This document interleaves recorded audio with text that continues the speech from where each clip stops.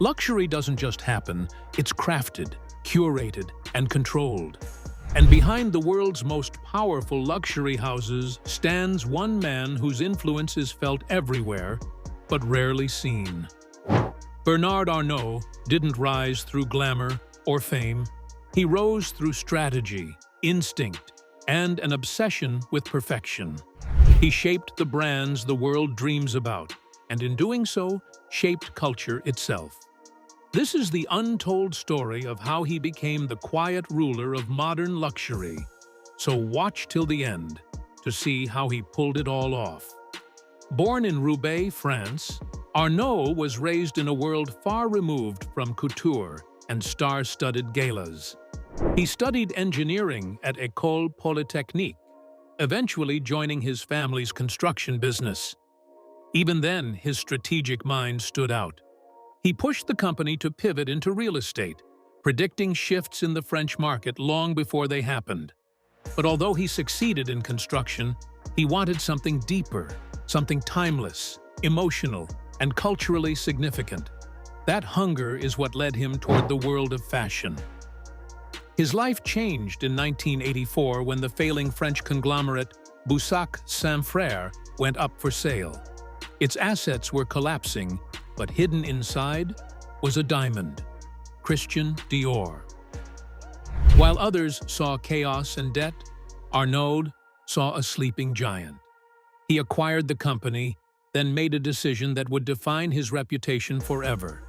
He slashed thousands of jobs, sold off everything except Dior, and rebuilt the brand with surgical precision.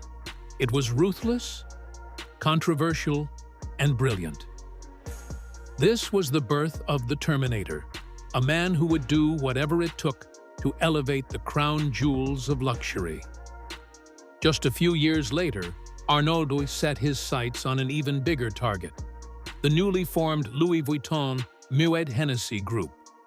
The company was powerful but unstable, full of leadership conflicts and financial tension. Arnault entered quietly as an investor, but he had a far greater plan in motion. He slowly acquired more shares, negotiated strategically, and maneuvered his way into control. By 1989, he emerged as chairman and CEO.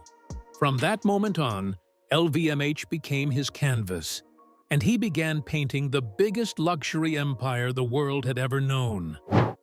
Arnault's real genius revealed itself in how he transformed LVMH into a universe of individual stars.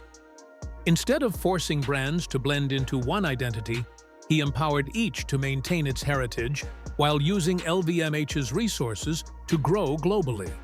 He brought in visionary designers, revived struggling brands, and expanded into categories that were once considered niche. Marc Jacobs's arrival turned Louis Vuitton from a luggage maker into a fashion phenomenon.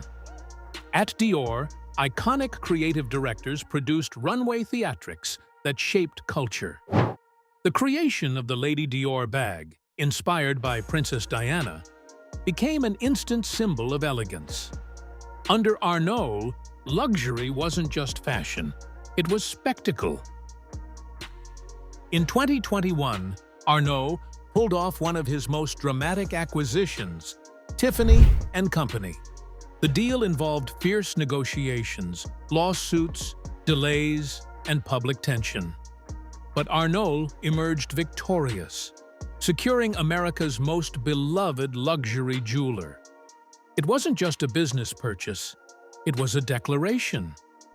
By adding Tiffany to LVMH's collection, Arnault proved that no legendary brand was beyond his reach, and no industry boundary could contain him.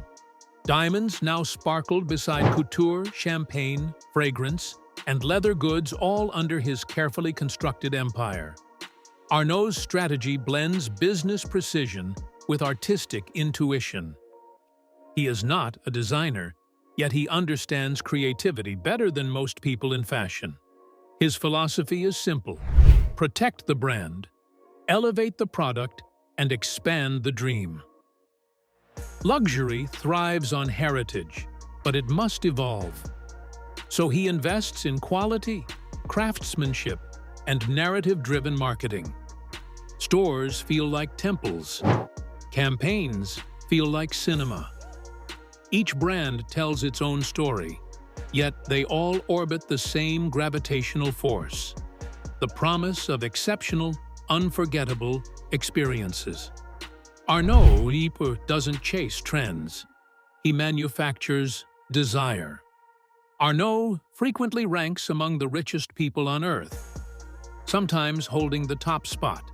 His wealth doesn't come from a single stroke of luck. It comes from controlling an ecosystem. His shares are tied through a layered structure involving Christian Dior SE, creating immense influence at LVMH. When LVMH grows, his wealth rises with it, and the company has been growing consistently for decades. Under Arnault, luxury has become remarkably resilient, weathering economic crises better than many industries ever could. Although Arnault appears reserved, his influence stretches deeply into his family. His 5 children each play major roles inside LVMH, managing different houses or divisions.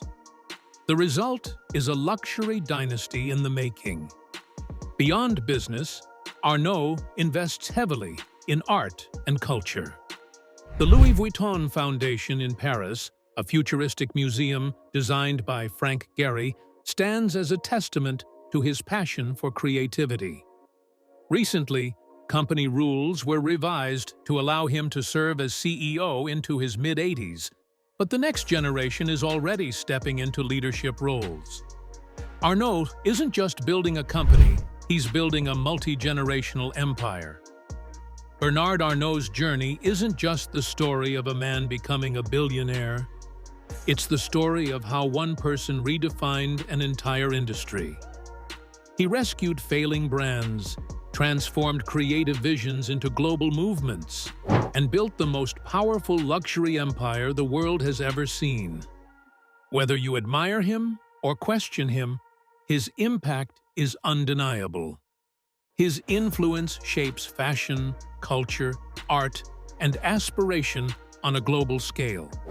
And his legacy? It's already built into the DNA of luxury itself. If this story inspired you or opened your eyes to the world behind the glamour, make sure to comment, share, subscribe, and hit the bell icon so you never miss the next story we explore together.